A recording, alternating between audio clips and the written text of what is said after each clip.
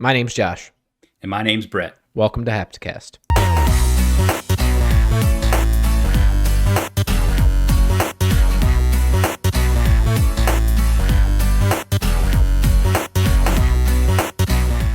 What's up, everybody? Welcome to Hapticast, episode number 22. My name is Josh Tull, and I'm joined by my good friend, Brett Roberts. As always, hello, Brett. What's up, everybody? What's up is nothing. Nothing is up. I'm very tired. I had a busy weekend this weekend. How about you? Yeah, same here. I mean, we're recording this on the day after Halloween, so I saw you a little True. bit yesterday, and True. we did that. So watched a movie. But I know, this morning I know you had some stuff you were doing, and you couldn't record till a little later, and that's what we're doing now. So I feel you. You're very busy. Happy November. Yeah, happy November, November 1st. Yeah, November 1st, and that means, we got 10 days until consoles come out. The Xbox Series X. Still haven't gotten a shipping notification at all for that, or my PlayStation. And where'd you get both of yours from? Because I got my PlayStation. So I pre-ordered. Sony. What's that? I got my pre-order through Sony, and they emailed me this week. It was like, hey, it's gonna process, and then my Xbox is through Amazon. So here's the deal. I had 2 Xboxes I pre-ordered. I had to secure. Right. I just did that to make sure I got one. I didn't trust the retailers I was pre-ordering from, and I didn't know what I was going to get. So I pre-ordered 2. I'm going to cancel one, or I'm going to send one to a friend. He's going to give me the money for it. Someone who couldn't secure an Xbox, we're going to do that. So I ordered one through Walmart.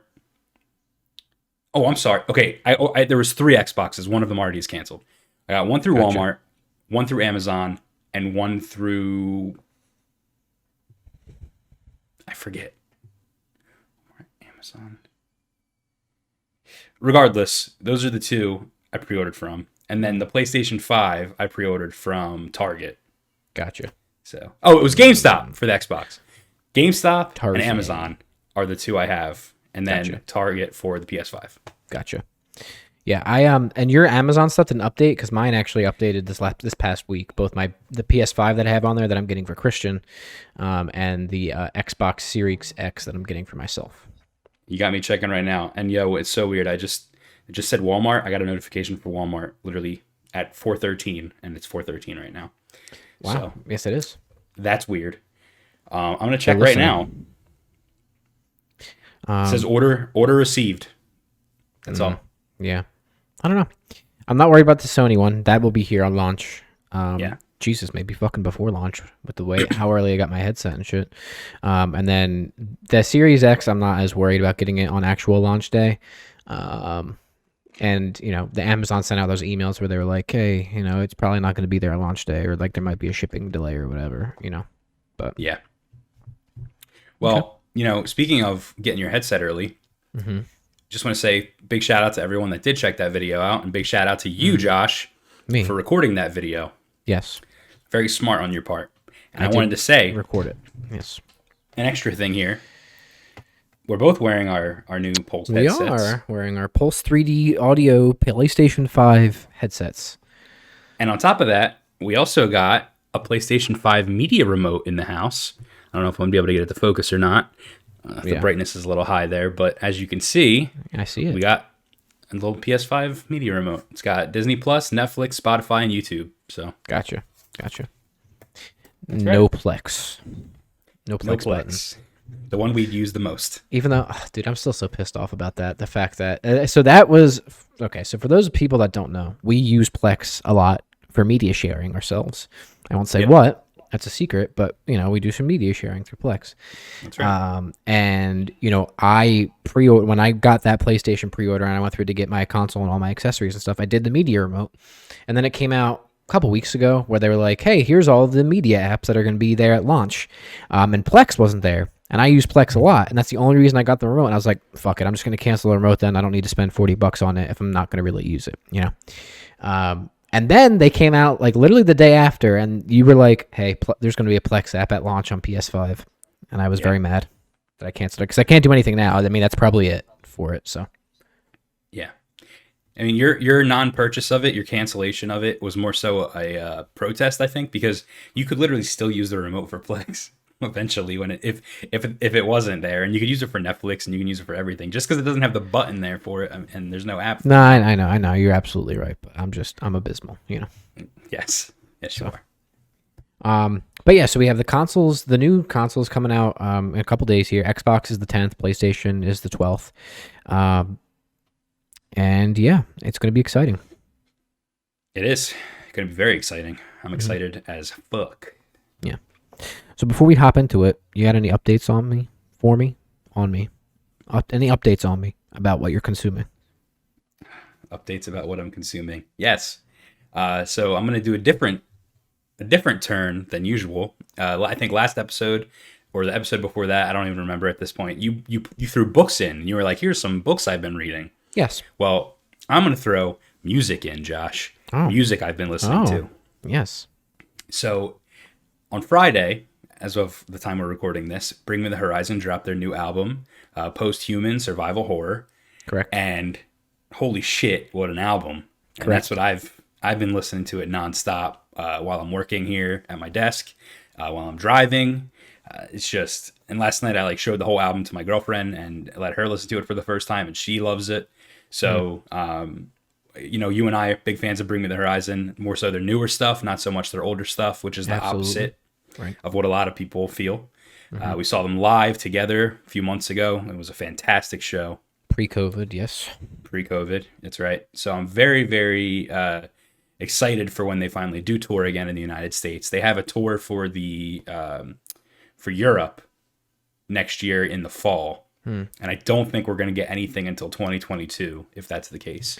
I mean, yeah, I don't blame them. This country sucks. So Yeah, exactly. But yeah, so I've been listening to that. Very cool sounding record. A lot of Linkin Park influence, which is awesome. So yeah, I've been doing that, and I just picked up actually No More Heroes 1 and 2. They both surprise dropped on the Switch. There was like a little mini direct that I haven't gotten a chance to watch yet, but it was just about No More Heroes 3. And during the presentation, they were like, "Oh yeah, by the way, boom, No More Heroes 1 and 2." that's cool. So yeah, I'm going to start playing those very shortly. Apparently, they're the definitive versions of the games. They didn't leave anything out.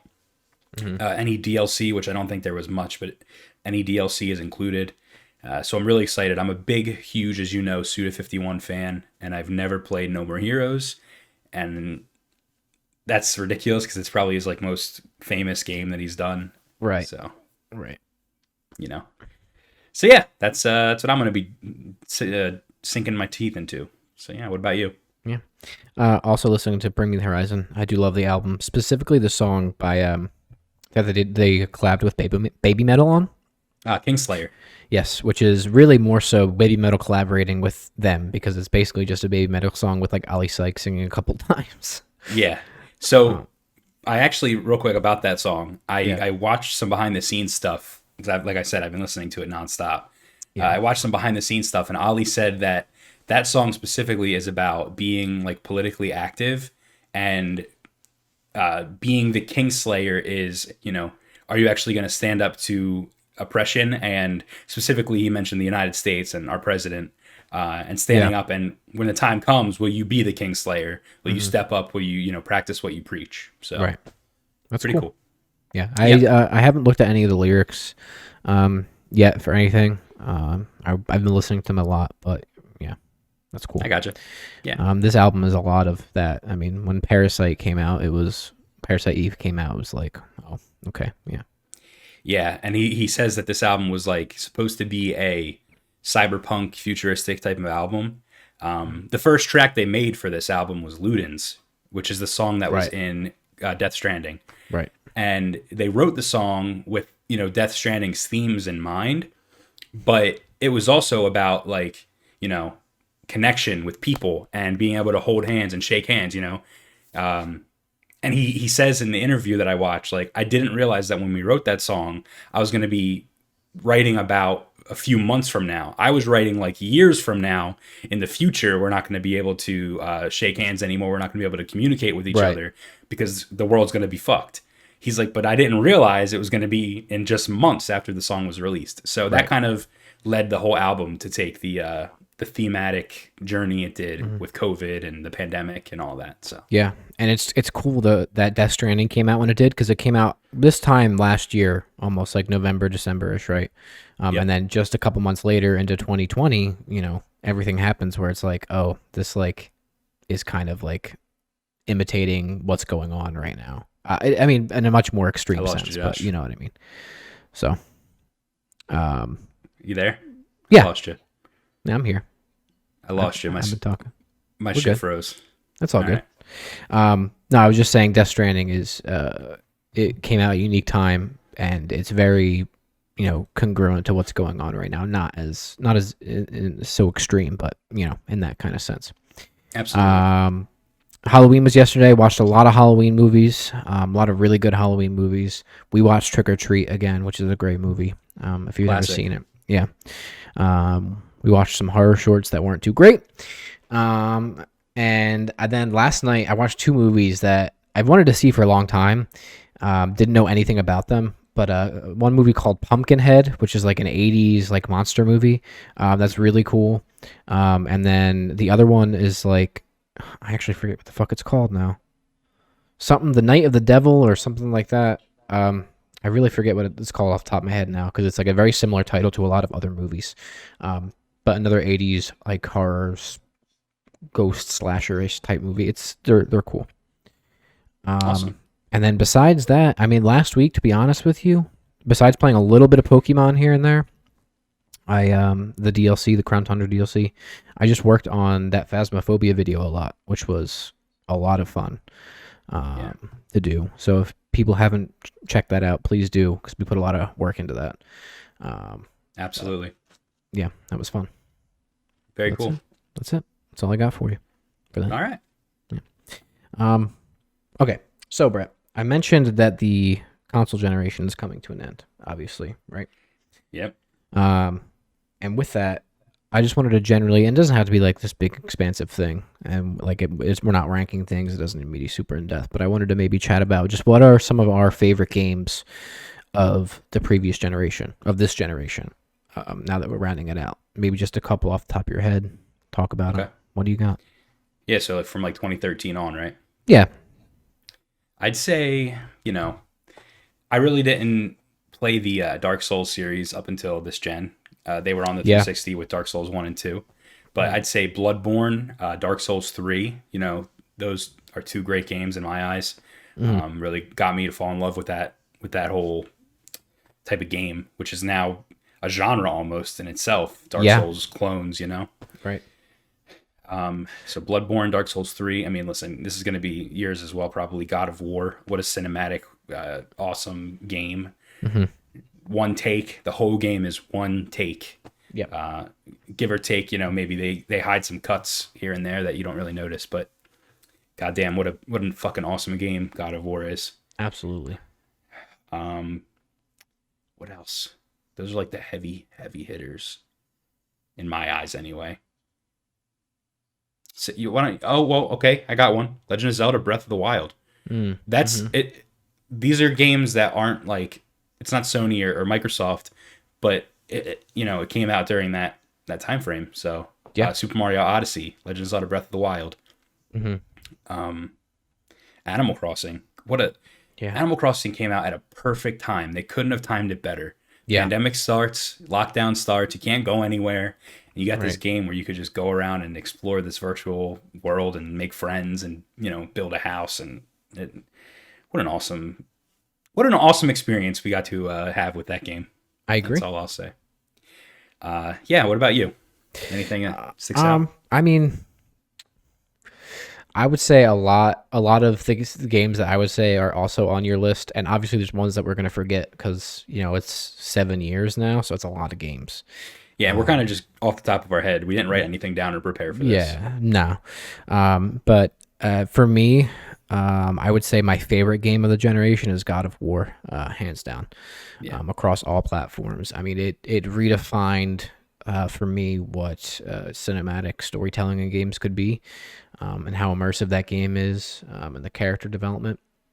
Um, That's like one of the few games this generation where I'm like, wow, this pushed boundaries like storytelling wise in the Yeah. video game sphere, boundary storytelling wise in general. Persona 5 would be up there for me too. Persona 5 Royal as well, which unfortunately I have not made it through yet. Again, 'cause those games are so long, and I know it's the first like 3/4 of Persona 5 Royal are almost essentially the same as Persona 5 like regularly. But there's like new characters and stuff going on, but apparently it really changes towards the very end and with the whole added dungeon. But definitely Persona 5, Breath of the Wild, my first Zelda game that I ever played. There's a lot of firsts for me this generation too. Breath of the Wild was the first Zelda game I played. New Horizons was the first Animal Crossing game I played. Yeah. Let's Go Eevee was like the first Pokemon game that I beat. And I know it's like kind of kiddie and very simple, but I really enjoyed it. Yeah.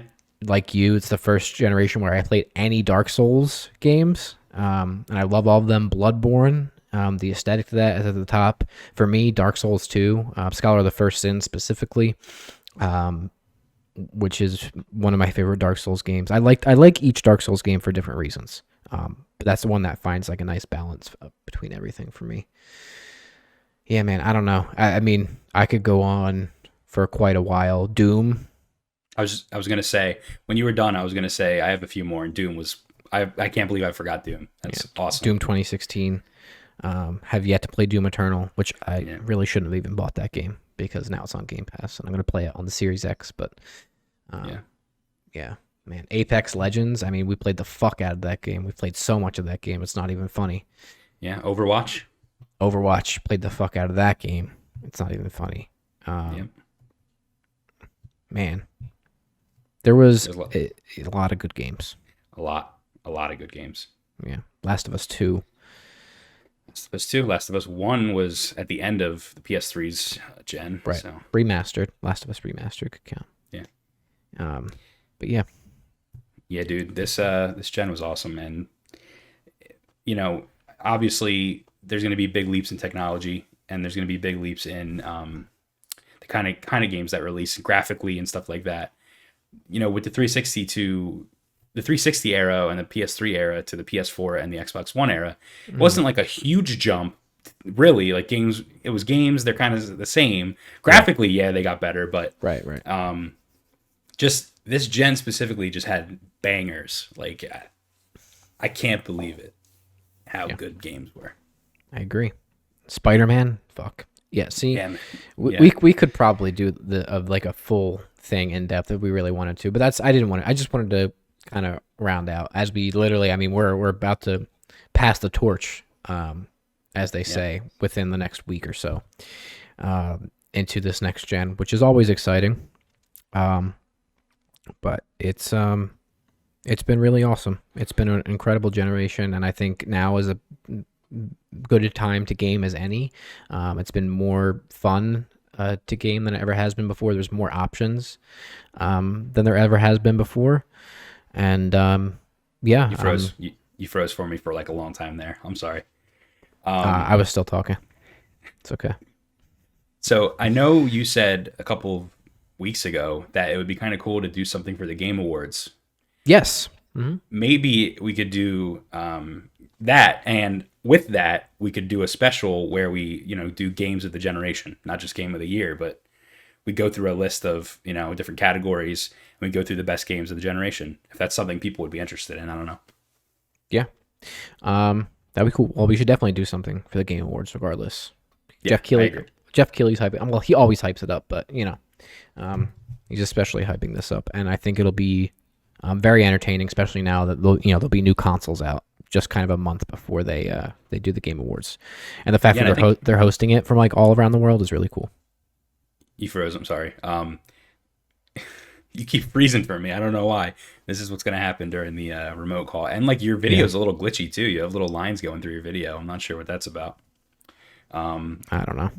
But this also is the Game Awards. It's also on the same day as Cyberpunk's release, I think. So December 10th? Is that the day that Cyberpunk was pushed back to? I believe so, yeah. Fuck Cyberpunk, which we're going to talk about. Fuck Cyberpunk, man. That's all I can tell you. But I mean, that's a good segue as any. I think so too. So, Josh, CD Projekt Red released a statement that Cyberpunk has been delayed again, even after the game has gone gold. Yeah. So they said on Twitter, "Hey everyone, today we've decided to move the release date of Cyberpunk 2077 by 21 days. The new release date is December 10th. Most likely there are many emotions and questions in your head, so first and foremost, please accept our humble apologies." I'm not going to read the rest of the statement. They basically just go on to say, basically their main crux and issue is that they're trying to optimize it for current gen systems. But it's ready for next gen. They're going to try to optimize it for current gen systems and make sure it runs smoothly and whatever, man. Serenity now! Serenity now! Whatever. This game is such a fucking mess. It's a disaster. It's a nightmare. They should be ashamed and disgusted. And let me preface by saying I don't care about, like, I totally am on board with delaying games if it means that your final product is going to be better, right? That's not my issue with this. I have no problem with devs delaying and studios delaying games so that ultimately their game is better. What's that famous quote from the Nintendo guy?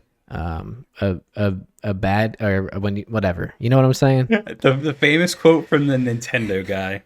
Yes, I know what you're talking about. A bad game is bad forever. A delayed game is good eventually, or something like that. I don't fucking know. Whatever. You know what I'm talking about. Close enough. Something like that. I'm paraphrasing.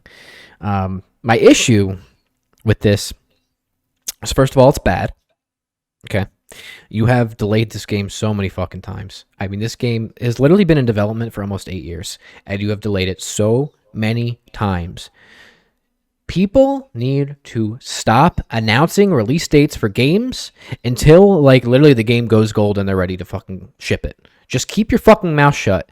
And every studio that owns or is going to fucking announce one of these games, big studio, small studio, just keep your fucking mouth shut until you're like, okay, we're confident about hitting this target. And I'm not saying that they weren't confident about hitting all their release dates, but it's a little ridiculous at this point that you've delayed it, what, 10, 15, 873,000 times, however fucking many times it's been. Just stop. Just keep your fucking damn mouth shut. I don't think it's been that many times, but yeah. Just stop, man. Yeah, I see your point here. I'm on both sides. Like, I can wait. That's fine. I can wait. You can wait too. Like, we can wait. That's okay. Oh, I can absolutely wait because I'm not getting the game anymore, so it doesn't even matter. No, the game's still going to be good. It's going to be great as we're expecting it to be. You're right, though. They shouldn't launch, or they shouldn't announce the launch date so far away, because especially with a game like this, there's so many things that have changed during the development cycle. First, they say, it's going to come out this day. Then they delay it. And then they say, oh, no mandatory crunch. And then guess what? There's mandatory crunch. And then even after they announce the mandatory crunch, they delay the game again. So I don't know. Like, listen, first of all, they don't deserve death threats at all. No. And there's people saying they're going to burn people's families alive and kill them. And, like, they know where they live. None of that's acceptable. And if that's how you choose to react to this news, please don't listen to our podcast, because you're not the kind of people we want watching us. Come on, man. But it is laughable. The game went gold.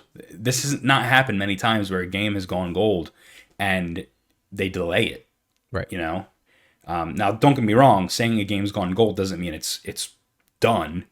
It just means that it's completed at a state in which they could put on a disc and start distributing or manufacturing copies. Right. What they're working on right now is a patch.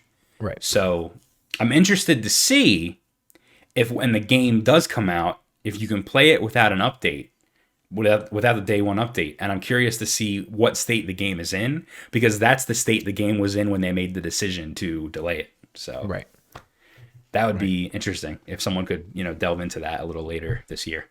Yeah. And there's another really abysmal part to this. Another really, really, really abysmal part to this story. And that abysmal part is, Brett, comes from Jason Schreier, who seems to be the fucking fountain of information with everything abysmal in the gaming industry. And he said on Twitter right after the delay, Cyberpunk 2077 getting a 3-week delay is unusual, but probably won't change much for the developers, many of whom were going to be crunching into December anyway for a post-launch patch. And he says that he hopes reality is becoming clearer to those who try to deny it, whatever. He continued by saying a CDPR dev, so CD Projekt Red dev, told him that they just clocked a 100-hour work week. Okay, and another former dev just told him that they saw some of their friends there and they looked, quote unquote, physically ill. And then he asked people, kindly get the fuck out with the, but I work long hours too responses. There's another part to this, but I want to hear your haptic reaction to that. My reaction to that is that we weren't wrong in our initial video we made when we talked about the mandatory crunch. Right. We knew this was going on. Jason Schreier was reporting that things were not good. Right. And people were just ignoring that and reading the headline and saying, oh, I crunch all the time in my job. Oh, I work long hours too. This is normal. It's not. And it's especially not normal when your company head, your president of your company says, I promise we're not going to mandatory crunch. Right. But even if you think it is normal, it shouldn't be normal. It's bad. It's bad. It's not conducive to a good, first of all, good work environment. Second of all, you're going to get extreme burnout. These people are literally fucking like killing themselves to make this game. If you have to write, as the president of a company, if you have to write a letter to the spouses of your employees saying, I'm sorry you're not going to be able to spend time with your loved ones because they have to work longer on this game, that's a decision. You shouldn't have to make that. You shouldn't have to do that. You know what I mean? Like, right. That's not normal. So sorry, you broke up for a second. It's all good. And then the other part of I feel like we've just been talking about CD Projekt Red every week for the wrong reason, and it's just another iteration of the same abysmal fucking situation. And then he finishes up by saying that he found out that the devs with inside CD Projekt Red found out the same time that they put out the press release. The same time CD Projekt Red put out the press release is the same time that their developers and their workers found out that the game was delayed. And there was an internal email sent simultaneously with the public tweet. Which means that the employees had no idea the mandatory crunch was going to be extended another 3 weeks. Right. Well, to be fair, Jason Schreier said that they were probably going to be doing that anyway for patches and things like that. But still, it's another 2 weeks, or however fucking long the delay was, 2 weeks of initial crunch, right? And then they're gonna have to work continually after that for post-launch stuff. So who knows how long and it's going right into holidays, through Thanksgiving, into all the holidays at the end of the year. They're going to be working over the holidays, and things are going to break with the game. Things are going to happen. They're going to have to put patches out and stuff like that. And I don't see how that mandatory crunch would stop even through the holidays. That's a good point. However, I don't know if they actually celebrate Thanksgiving in Poland. Well, I don't know, but I meant more so the end of the year holidays. I know what you mean. Christmas and Hanukkah and all that stuff. Yeah. Really bad. Very bad, not good. CD Projekt Red is bad, and I don't like them. And it's sad because before all of this nonsense happened, they were your favorite studio. You loved everything about them, and they're just making a lot of wrong moves with Cyberpunk. Right. And my main crux of it goes back to like workers' rights and things like that, and like that I wouldn't want to do it, and that I think it's abysmal that people are literally being forced to do it. I don't care how much money their bonus is. I don't care how much extra money they're getting paid. Your company should not force you to work overtime. If you work a 9-to-5 job, you should work a 9-to-5 job. You need a work-life balance. And even if they're getting paid, and that's right. That's even besides the point. Right, but it's not conducive to, first of all, their mental health and their physical health too, literally. But it's also just not a productive environment for them to work in. Absolutely. Anything else to add with that? Nope, that's it. It's unfortunate, but hopefully we don't have any more news to report on next week. I hope it. Yeah, I'm just gonna stop talking about it. Come on, man. All right, Brett. Continuing with abysmal fucking studios. Yes. And I mean abysmal fucking studios that I hate. Mm-hmm. I loathe. I despise. They disgust me. Is it 343? It is 343 Studios. You're correct. What's wrong with 343? A lot of fucking things are wrong with 343.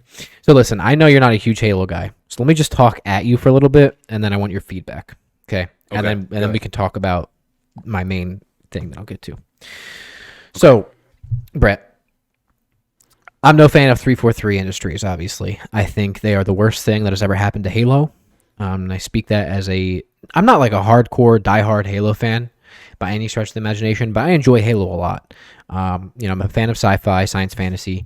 I think Halo games are great. Obviously, I love first-person, third-person shooters, whatever. And Halo is phenomenal. Story-wise, especially, is what I like. I never got super into multiplayer, but it is a fun little sandbox type of multiplayer thing. So, Brett, Halo Infinite, as we know, was delayed, right? It was supposed to be a launch title with the Series X and S, delayed, okay? And the main point of that is it was delayed because in July of this year, I believe, if you remember, they had that showcase, right? Where they had the first gameplay reveal of Halo Infinite, right? It was supposed to be huge. People were fucking freaking out about it. Looked like utter shite, complete shit. And Digital Foundry, by the way, does a great breakdown video of this. I'm gonna keep shilling them, even though they have no idea who we are. But they do. I love Digital Foundry. They do awesome, in-depth like breakdowns of stuff, technical wise. Like they never really give their opinions about things. It's just like very technical focused, which is what I like about them. And they did a breakdown of it, and basically to summarize what they said technically is the game looks like shit. It's a piece of shit. It's not optimized. It's really bad. There's like really terrible textures. The lighting effects are bad. This is a major AAA fucking game. This is the flagship franchise, of Xbox. I just poked my microphone with my nose. And it's the launch title for their new console. Was supposed to be their launch title for the new Well, that's console. what I mean. Yes. You think about franchises and their mascots.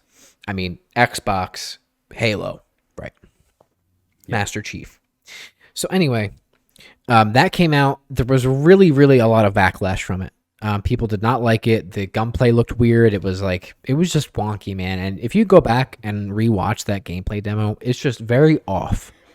It's very off. Whereas Halo has always been really tight, this one was very off. And to preface with this, I do not like any of the games that 343 has produced. Halo 4, while it's the better of the two main ones between 4 and 5 that 343 developed, 4 is really bad. It is the traditional Halo gameplay, but they do something with the story that is just so convoluted and terrible. And they introduce this new species, faction, whatever, and they get rid of the Flood. I don't know do you know what the Flood is? Yeah. They get rid of that, which was like the first 3 games were kind of building to the Flood. Like, what are they? Like, they're really weird. It's just fucking bad, dude. You're disgusted. Dude, I really am disgusted. And then there's Halo 5, man. Halo 5 is one of the worst games I've played in my entire life. Ooh. I mean, I would fucking rather play the game version of Birdemic than to fucking play that game ever again in my life. That'd be cool. That game, that game, I would compare it for you, Brett, is if Call of Duty had a formula, right, for gameplay that worked and felt really good for a really long time. And then they were like, nah, we're going to make it like a third-person shooter, like fucking top-down, like grid-based combat type thing, which I'm obviously exaggerating, but that game feels like shit compared to other Halo games. That game is actually more like Call of Duty than it is like Halo. And while I know people love the multiplayer for 5 and 4, but 5 especially, which the 5 multiplayer is actually good if you've played Call of Duty. It feels very similar. But the story is terrible. You're not Master Chief. And when you are Master Chief, you feel like you're fucking made of paper mache. Okay? Which is not how Master Chief is supposed to feel. He's a fucking Spartan. Okay? You're supposed to feel like Master Chief. Anyway, what am I getting at, Brett? I don't know. Microsoft, okay, after they delayed Halo Infinite, right? Just this last week, Brett, the director of the game steps away from the project. Wow. And I don't think he stepped away as more so he was fired from the project. Really? So they haven't explicitly stated it, but they were like, he was like, I'm stepping down from the project or whatever, but he's still he's still an employee at Microsoft. He's just not, I don't know if he's not working with 343 at all, which is what I would assume. And he's said he's exploring other projects at Microsoft. Okay. So his name was Chris Lee. He oversaw production of Halo Infinite at 343. Okay, he was the director.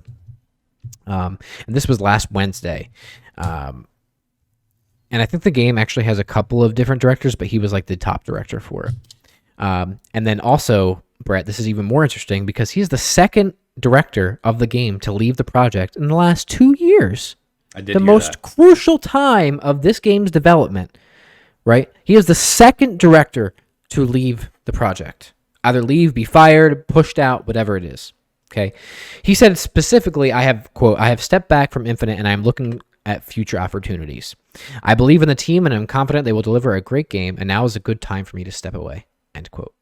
Yeah, AKA shit's not looking too good. Now is a good time for you to step away? Yeah. Now is a good time for you to step away. Or be fired. Or be pushed out. Now. When the game is fucking trying to come out and it was already delayed and it's being... Are you kidding me? Now is a good time. Certainly not ideal. It's terrible. It's a mess. This game's a fucking joke. Okay? And if I was Phil Spencer, as soon as I saw the earliest version of Halo 4, I would have been like, nope, this studio is bad. Close it down. We just founded them. Get them out. Close them down. Bye-bye. Bye-bye. Out. You suck. Yeah, and they fumbled with the Master Chief Collection too. Right? He's dead. We killed him. Ladies and gentlemen, we got him. Ladies and gentlemen, we got him. The Master Chief Collection, oh my god, dude. It's such a piece of shit, man. I mean, that game was the buggiest fucking thing I've played in my life. Dude, it was so bad. I mean, I played it through the entire Master Chief Collection with Sean and Steven, friends of ours. Dude, Sean and I were playing, just for example, Halo 2. Dude, it had a fucking glitch in it where... So Halo has checkpoints, right? So you get to checkpoints, right? And then if you die, you go back to that checkpoint, like a arcadey more type of layout. Dude, there was literally a glitch where checkpoints would get desynced. So every time somebody died, you would go back to checkpoint, but like Sean would be at one checkpoint and I'd be at a different checkpoint. So we were literally at different points in the level at the same time. And how did you resync it? One of you would have to go on ahead. No, we had to quit out and restart. That's really bad. Yeah. We had the checkpoints in general were a really big issue. We had this one issue where we were on the famous gondola level, dude. That's all I'll say. It's a famous gondola level. Look it up if you don't know what I'm talking about. Dude, a checkpoint, literally, we would spawn and just die. And we were playing on Legendary. Like, you would literally spawn and you would be dead instantaneously. Sean and I spent the better half of probably 12 hours trying to get past that. Because if we quit out, we were at the end of the level, dude. If we were to quit out, we would have had to restart the entire thing. Wow. So there was things like that they really fumbled. Anyway, sorry, I got really sidetracked. But anyway, so he stepped down. He's out now. Microsoft said that he remains an employee of whatever, blah blah blah. They're bringing in somebody now who is ex Bungie, actually, and I forget his name off the top of my head, but who's ex Bungie to finish out the game. And I actually trust him, but I do not trust the studio. So I think his name is Joseph Staten is coming in to take over. He worked at Bungie. He worked on the original 3 games, and I think he was I don't know if he directed any of them or if he was just a writer. I forget. You guys can look it up. But anyway, so he's stepping in. Okay. But what I really want to get at, Brett, is besides them fumbling the fuck out of this, right? I believe that when there was all the backlash, right, from that July presentation or whatever it was, that at that point, and there's been reporting on this, that when that happened, he was like kind of sidelined, and whoever the CEO of 343 was like, hey, you're going to remain here, but we got to find somebody else to finish this because your vision ain't cutting it, Chief. No pun intended. And that's what I think, at least, and there's been some rumors about that. But also, it more just goes to show the disarray of that studio. Right, the games they produce are really bad. Okay, from at least a single player perspective and a gameplay perspective. And your perspective, I want to be clear. And some people might like them. Well, I'm sure there are, and I'm not saying there's anything wrong with the multiplayer. That's never been the issue, right? It's more so the story, the lore, and I think 343 is terrible. And I think they have people working on these games that have no idea what the fuck they're talking about. That CEO, I'm not even going to mention her name, dude, because I'm going to go off. The CEO has done interviews where, like, literally she's asked questions about Halo, and this is her staring at the camera. Yikes.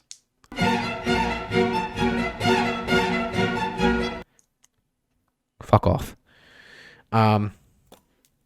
This was supposed to be their flagship thing, and now we're seeing all of these unboxing videos with like the Series X. It's out there. It's in the wild. Influencers have it. All over the box is Master Chief, dude. It's all over the place, man. They were banking on this being their launch title, right? And they have nothing. And they were ready to go. And now they have nothing. Now they have nothing. Xbox continues to not have any games.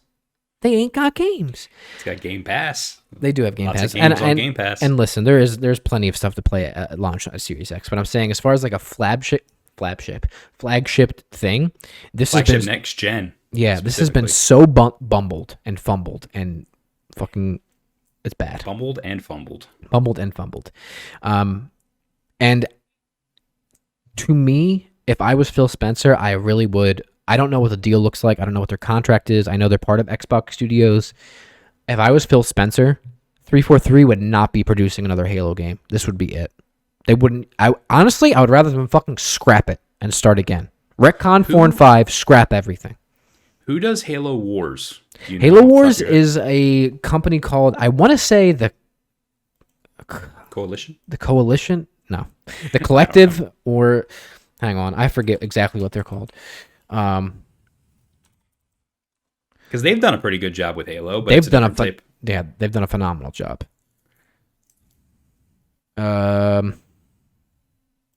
Let's see.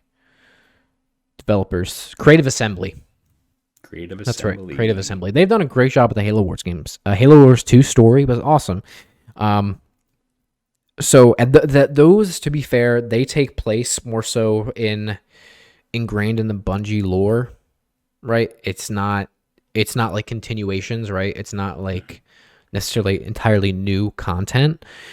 So it seems, and 343 obviously helps develop those games, right? So it seems when they can rely on what Bungie has kind of set as the framework, they do a really good job.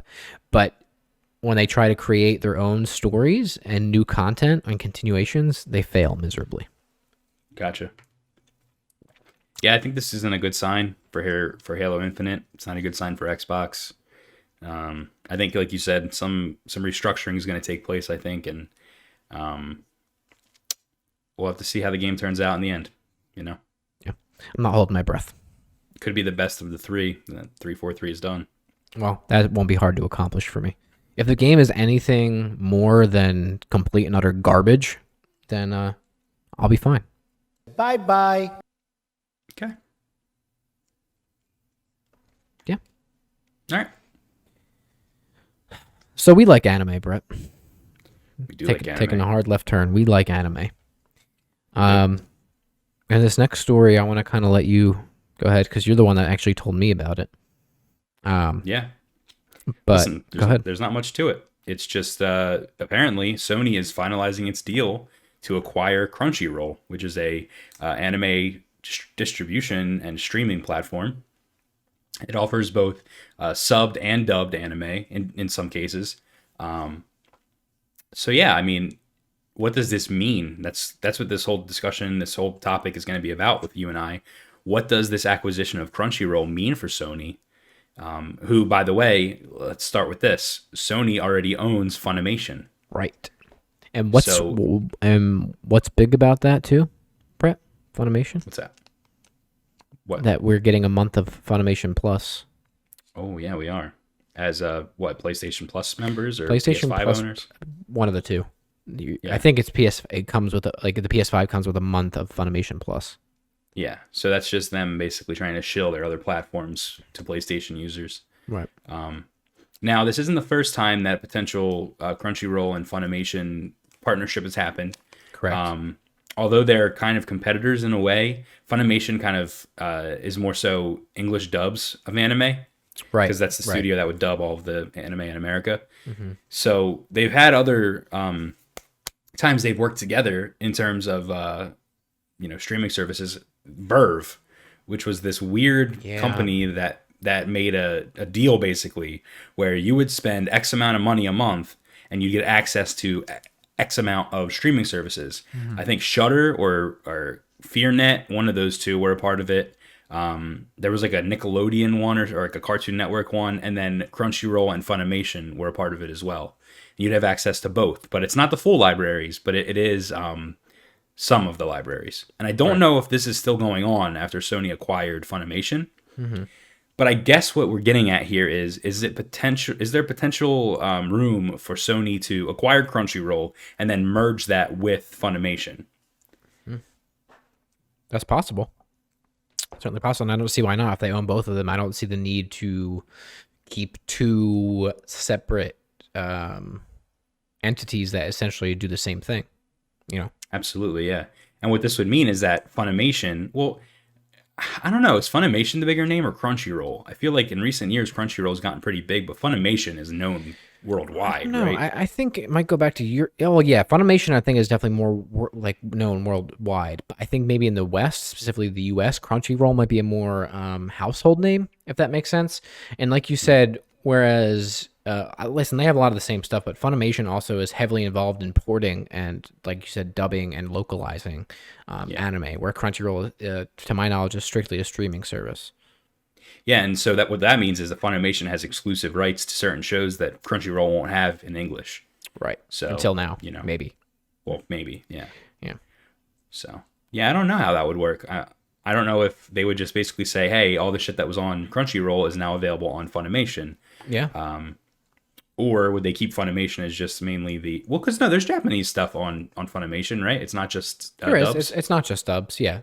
No, it's got everything on there. I'm just saying they more so work directly with doing the dubs. You know. Yeah. Yes, they do it themselves. Right. And that's interesting to bring up, actually, the fact that they do it themselves, Josh, because a lot of people, not us, but a lot of people do think that Funimation dubbing is bad. And they think that they always use the same. Yeah, they think they use the same actors for every project, which is true. They do use a lot of the same voices. You'll be listening to, My Hero Academia, and you hear Vegeta in All Might. You'll be watching some random anime, and you'll hear Eren Yeager from Attack on Titan. So yeah, but I mean, they probably have contracts with those people. They're like almost in-house talent. Why would they not use that? That doesn't necessarily bother me. I mean, I could see the argument of why it might bother some people, but to me, and to be honest with you, I don't know. It just doesn't really bother me.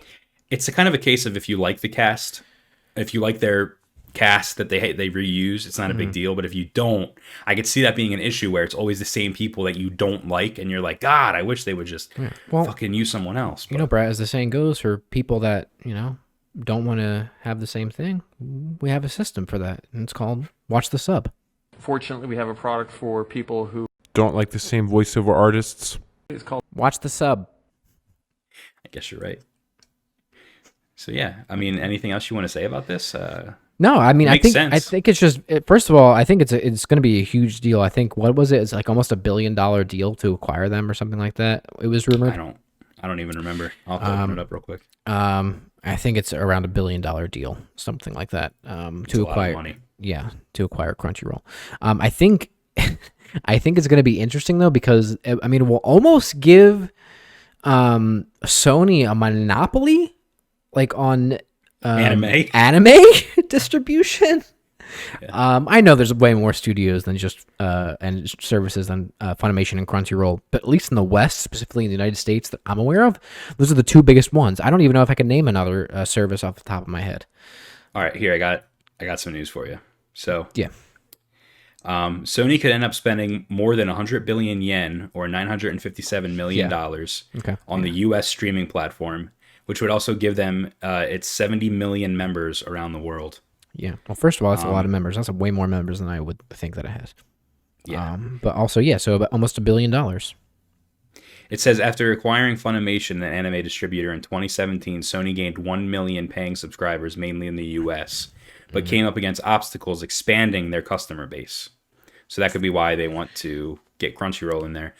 Worth noting, Crunchyroll has a free option where you don't have to pay to watch, and it has 70 million of those and around 3 million paying subscribers in more than 200 countries and regions, including the US and Europe. And Crunchyroll would also give Sony more than 1,000 titles that it could use to offer on its platforms. So yeah. I mean, listen, I don't have a problem with it. I think it is going to be crazy that Sony's going to, like I said, have this huge anime fucking conglomerate. I'm for it. Listen, for it. I'm for it too. I think it'll be interesting if they wrap it into any of their other services. Like, is it possible that you could either have the same like PlayStation Plus subscription and get either Crunchyroll or Funimation Plus or them together or something like that with that, or do they offer like a little bit of a higher tier PlayStation Plus where you get PlayStation Plus but you also get premium access to Crunchyroll and Funimation? Or even just a discount for PlayStation Plus users where you would get a discount on those services. That too. I know we both have used Funimation specifically in the past. I have a free account with Crunchyroll, but I've never really used Crunchyroll that much because we have other means of like watching anime and things like that. But I mean, it's interesting. I don't know. I'm not against it, but I'm not necessarily for it either, but I don't have a problem with it. That's where I'm at too. It's cool. I think it's a cool, exciting time.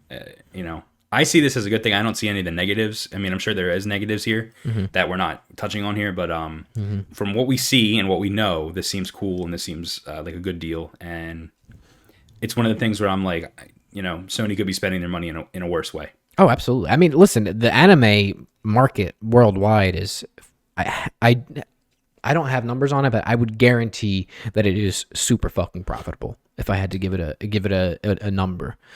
Absolutely.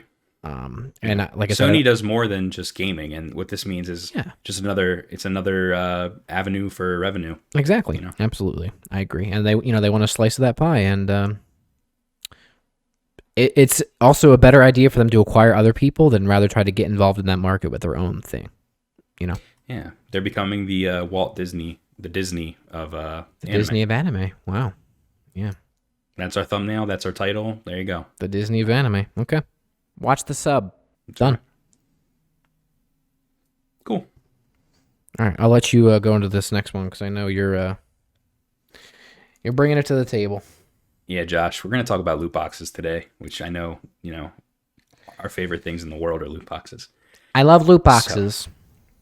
So I'm gonna preface with a story that we didn't talk about, because I think that this story is a good lead in to the main part of this topic here. As long as you did your research first, that's fine.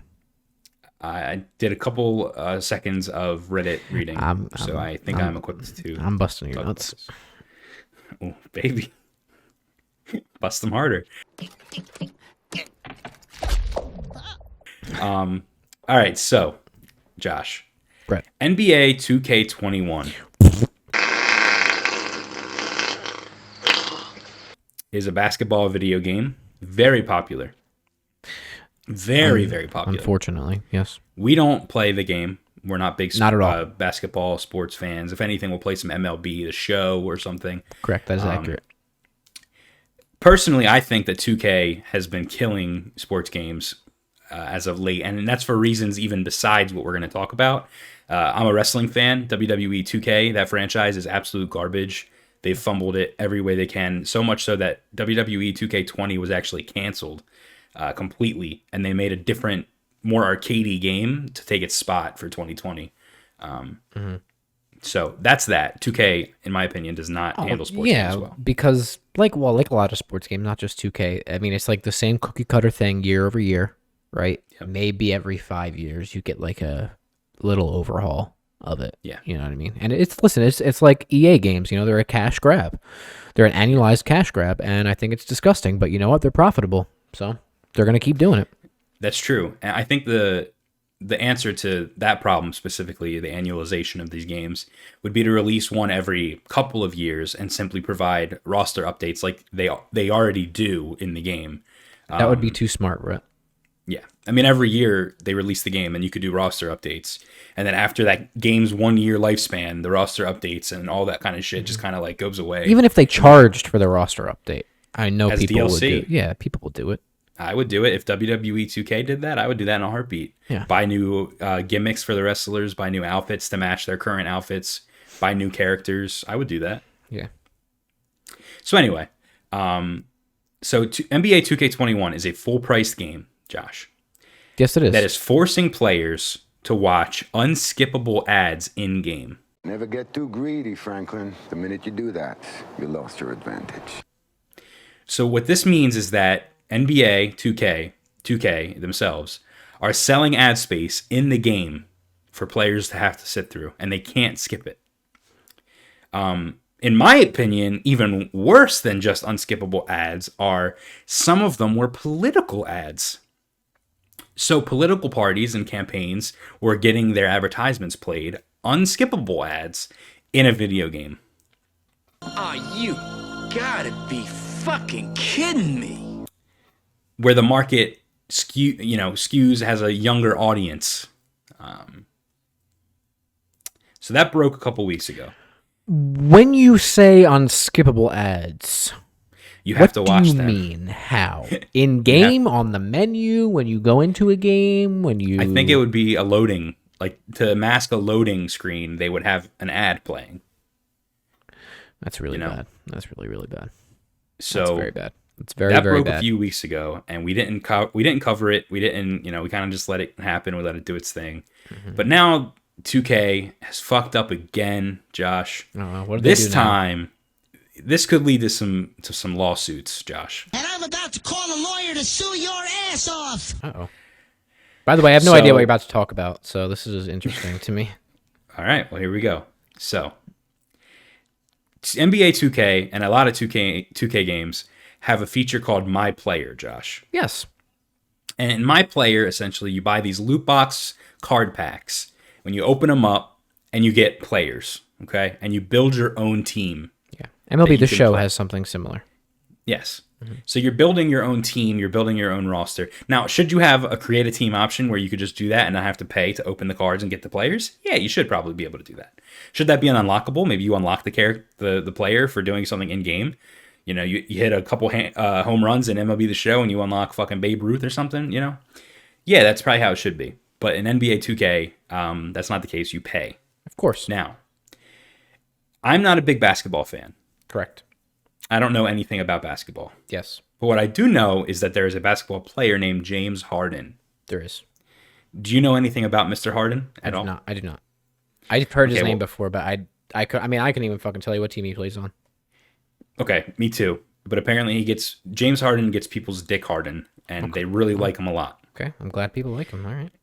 So when they announced that James Harden was going to be available in My Player mode, people got really excited. The DLC dropped, the new card pack, if you will, dropped, and people started buying it furiously, trying to get this James Harden card so that he could be a part of their My Player team.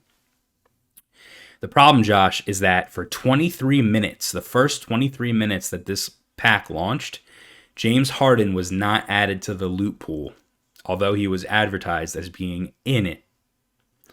So if I can compare this to something, Josh, is in Overwatch, there's a skin that you really, really want for the Halloween event. Yep. And you drop all this money specifically for that one skin. Yep. Now, there's other skins, but they're not what you want. Right. And this skin was advertised as being part of it, so you want it, and you're going to spend money on it. Yes. Now, what if they told you, due to an error, that skin, although it was in the game, was not in the loot pool that you were buying packs for. Therefore, all of those chances you took to get that skin were futile. The skin wasn't going to pop up anyway. That's a good comparison. I would tell them I want my fucking money back. And I'm about to call a lawyer to sue your ass off. And to eat my fucking dirty butthole. Now, I don't know how much it cost. I don't know, people can spend as much as they want. They could just keep buying packs and keep buying packs. Sure. But people could have lost hundreds of dollars here. They could have bought, 20 packs and didn't get James Harden, and then they bought an additional 20 packs and they didn't get James Harden. It's that mentality of gambling where you're gambling, you're like, oh, I didn't get him this time. Maybe if I play again, I'll get him again. Right. But there should, with the idea that there is a chance that you could get him, right? Which I don't think anybody's thinking they're going to guaranteed get him if he's in the loot pool, but you're paying for the chance to potentially acquire that. So you're telling me there's a chance? Yeah! And in this case, there was no chance. They simply did not put him in the loot pool. Now, this wasn't a malicious thing. This wasn't on purpose. This would have saved them a lot of headache and agony and potentially money if they would have just put them in. But someone fucked up and they didn't. So I'm thinking, there's going to be lawsuits here. This is going to be breaking news. This just happened an hour ago. This all just started breaking. And I'm about to call the lawyer to sue your ass off. Did it say anything about them, or did they put out a statement about refunding people at all, or no? It was so fresh that they haven't made a comment. At the time of us recording this, which is a good point, Josh. At the time of us recording this, the only thing that's happened is the pack came out, people bought it, and then they found out James Harden wasn't in it. They should refund people's money. Or give them that many packs that they purchased for free. Or just give them James Harden. Maybe. Or that. Yeah. Which is funny because that would be a big fuck you, because I'm assuming he was probably the hardest one to get in the pack, or would be, and they're going to have to give it away for free because they fucked up. It's like, fuck you, fuck loot boxes, So, yeah. Josh, what do you think about this as a whole? Clearly it's bad, but what do you think, and what do you think about loot boxes in general? When is it done right, if ever? And, with all of these countries banning, I think Belgium banned loot boxes. I believe 2 more countries just last week banned loot boxes. They deem them as gambling. What do you think about loot boxes? Well, I mean, they are essentially gambling if you're paying real money for them. You're paying for a chance to acquire something. So you're telling me there's a chance? To win something. I don't necessarily have a problem with loot boxes depending on how they are done. First of all, they should only ever have cosmetic items in them, right? They should not be pay to win. They should not be game breaking. They should not be, if you get this, you'll blah, blah, blah. They should be cosmetic items strictly, or even I don't have a problem with double XP or, things like that you get in them. Let me ask you, you might not know this, I don't know this. Is acquiring James Harden in my player mode, is that pay to win? Because is he good? You know what I mean? Would that be pay to win? Maybe in a sense, but also, I can only really give you my contact that I have with MLB. For example, MLB, you acquire packs, you get packs from in-game challenges and things like that, and experience in-game and your player level. Yeah. But you can also purchase packs, and in those you can get stadiums and equipment and players, right? But for me, that pool is so diverse. It's not like a Call of Duty, right? Where you're going to get this gun that's 10 times more powerful than anything else, So maybe that's kind of what I would compare it to. Maybe it's a little pay to winny because he's so good. I would assume his in-game stats are so good, but I think it might be a little bit different just because there's such a diverse pool of players to pull from, if that makes sense. No, absolutely. So yeah, I don't have a problem with usually strictly cosmetic things. But I think also the way that you present them and sell them are very different. A game that does loot boxes really well, Overwatch. Overwatch has always done loot boxes really well. You can purchase loot boxes, absolutely, but you can also acquire them, in-game from ranking up or whatever. You can purchase loot boxes that are regular loot boxes. When they do events, you can purchase those, but you can also unlock those things. So, for example, their Halloween events, you can purchase Halloween loot boxes, but you can always also acquire them from in-game stuff. Okay. Yeah. A game that does not do them well, or maybe that doesn't more middle of the road that I think is okay, but I think it's too expensive. Apex Legends, right? Yeah. You acquire them from leveling up, right? From buying the battle pass and things like that. They're all cosmetic items that are in there, right? I don't necessarily have a problem with that. I think they're way too expensive, but the way that they're presented, I don't have a problem with. For anything that is what's a bad example? I don't know, NBA 2K that we're talking about, to me seems like kind of a bad example. Something that would be game breaking, something that costs a lot of money, and something where the company is not transparent with the drop rate of different tiered items. Yeah. If the company is not transparent about the ability or the percentage drop rate or probability of acquiring something or a tier of item, no, that's bad.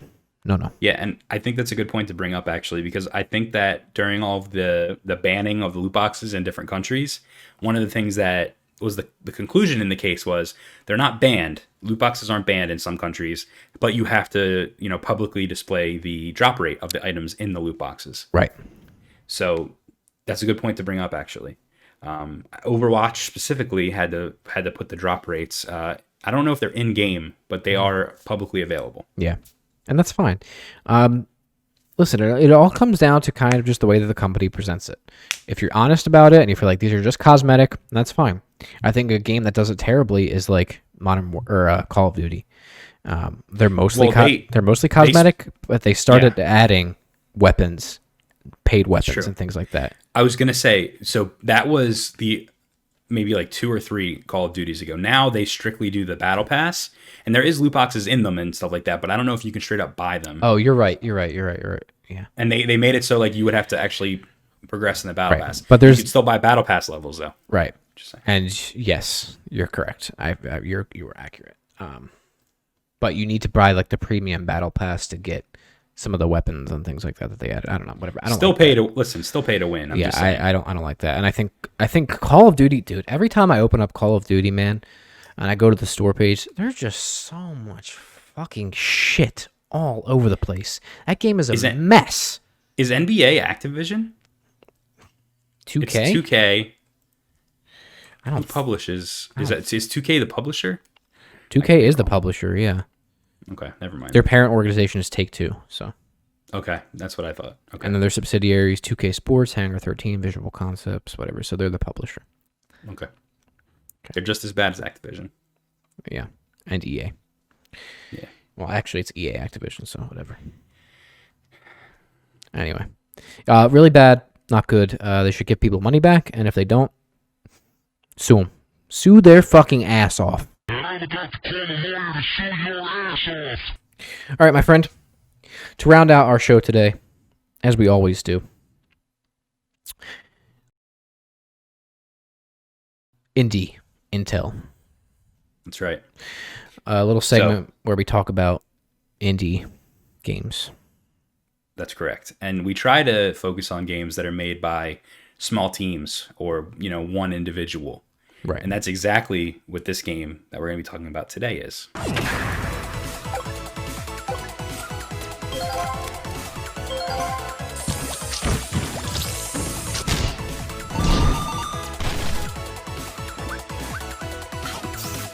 Right.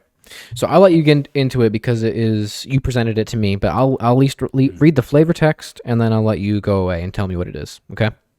Okay. All right. So the game we're talking about this week is called Pull Stay.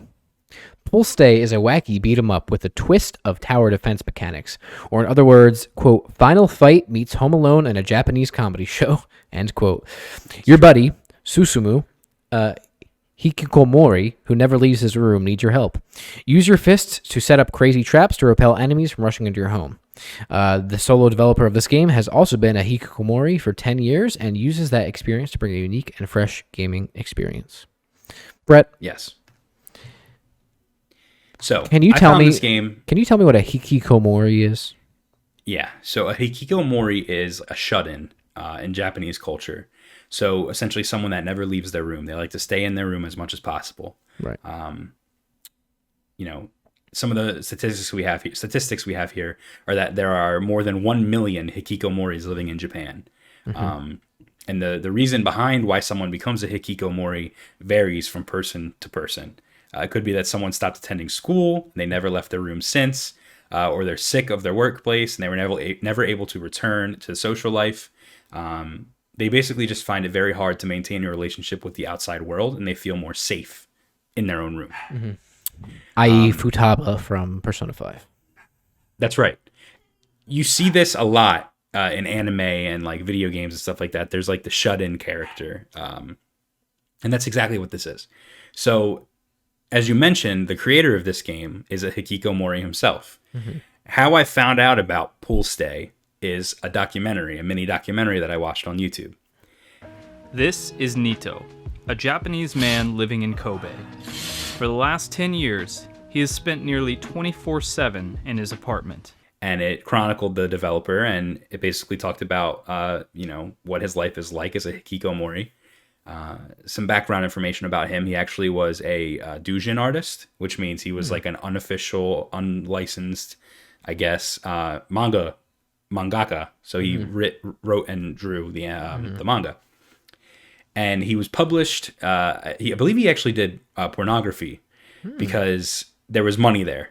And he said something like, they're always looking for people that can draw cute girls. So they showed in the documentary some of his artwork that he's done. And he's very humble. He thinks he's very bad, but he's actually pretty good at drawing. Yeah, absolutely. So that's kind of how his whole journey started, as he was a mangaka, drawing and writing anime or manga. Sorry. Mm-hmm.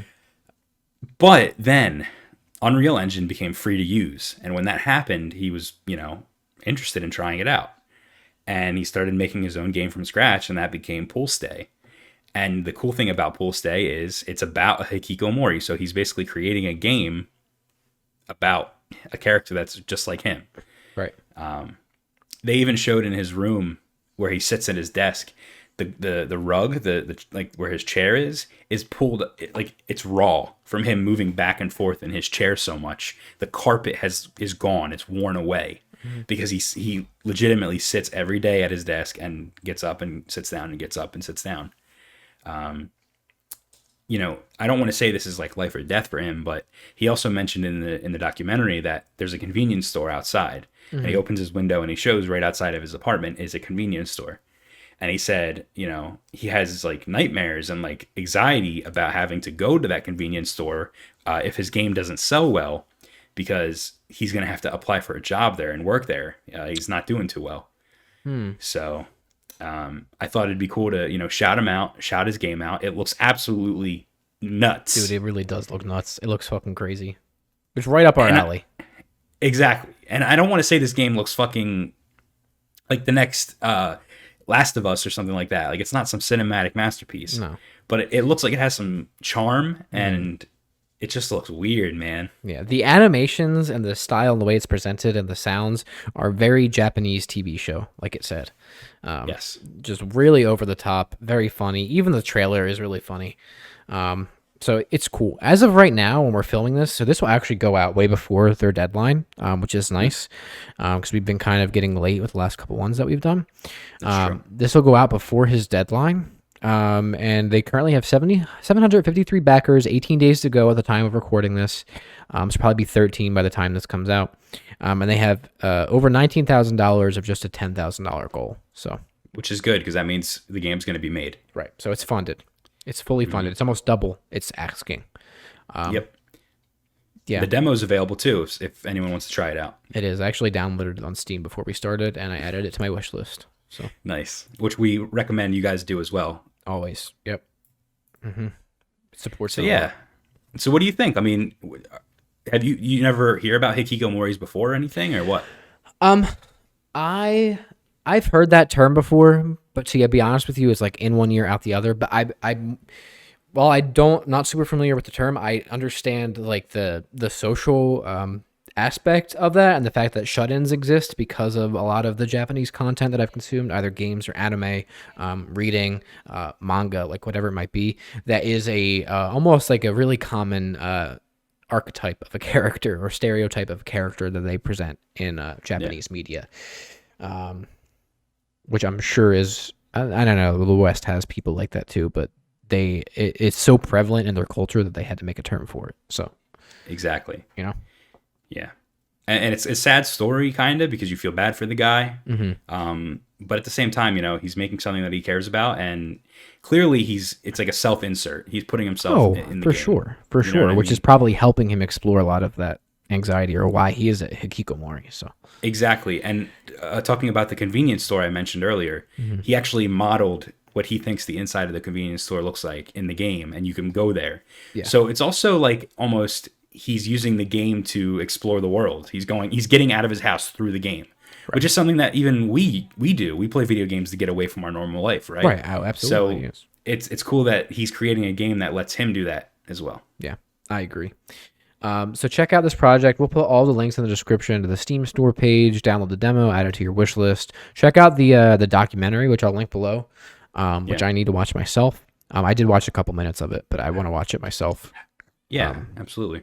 And check it out. Go support the game. It's got a couple of days left. Pool Stay. Japanese comedy beat 'em up tower defense game. Very cool.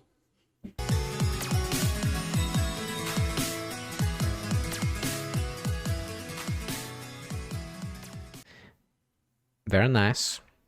I like. Yeah. All right, Josh. Well, all right, Brett. I think that wraps it up, man. That does about wrap it up. This is yet another week in the books. Episode 22. I feel like we never stopped. I know. And I told you last week, there was a time period where we made the same podcast. Right. And when someone on our team went a separate way, we decided to be in the best interest of everyone to restart with episode 1 and make all the other ones private. We have now gone past that of what we did before. So we've, this is the most content we've ever made in a row. So good job. Yeah. You as well. And you're the one pumping everything out. So thank you so much again. Doing my best. It's all right. You're doing other stuff that we have in the works, which, that's right. In a couple of weeks we'll show. That's right. I'm excited for that. But yeah, so be on the lookout, obviously, for all of these discussion videos that we keep putting out. Check out ones in the past. Check out our Phasmophobia video. Again, we put a lot of time into that, so please check it out. And we're going to have some more content for you in the future. Check out our unboxing of these headsets that we have. I think we might be doing an unboxing of consoles. We'll see. We've kind of talked about it. And then be on the lookout, I guess, for whenever we start planning Game Awards and stuff like that. For those of you that don't know, we've done a lot of E3 live content in the past. And it's always a lot of fun because you see our live visceral reactions to what's going on. So, yeah, be on the lookout for that. And that's it. All right. All right. Later, everybody. See you later.